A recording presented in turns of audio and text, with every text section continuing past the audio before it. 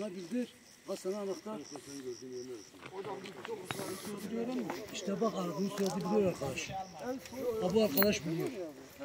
Bu arkadaş biliyor adı soyadı. Bizi mi çekiyorsun? Bizi çekme de. Ne abi? Şimdi habere falan verirsen bizi çek. Bir dakika.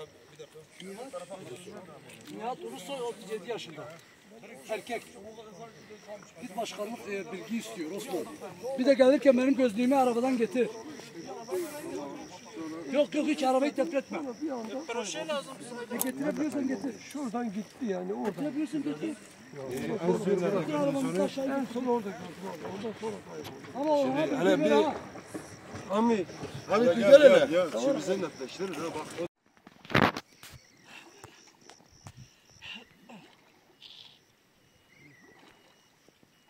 Bak burası. Bir adım daha ileri. Biraz ileri gidin sonra sola doğru.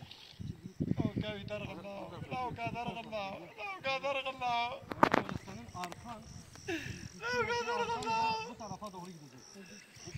Öne doğru. Evet, biraz ileri gideceksin bu sefer böyle. Bir daha öbür tarafa gidecekler. Biraz daha ileri.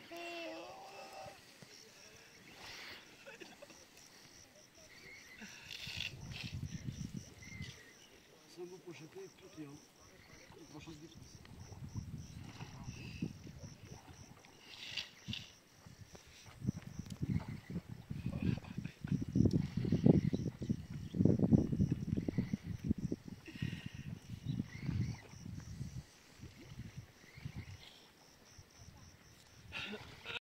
Bak bu tarafı belki gelmişler taraması kaybedecekler.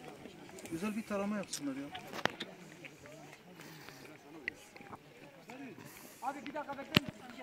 Ya abi şu kenardan bir müdahale etmeyin. Bak alanı kaçırıyoruz. Bölgemizi karıştırmayın. Hasan de ki arkadaşa kimse müdahil olmasın, ben buradayım. Söyle onlara.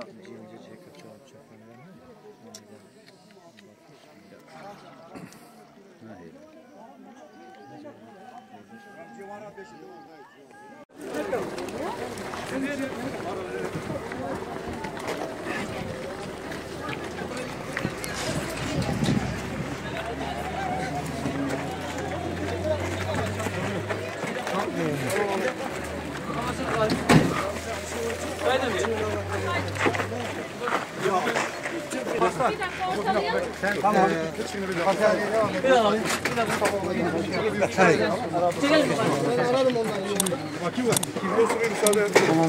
Müsaade edin abi.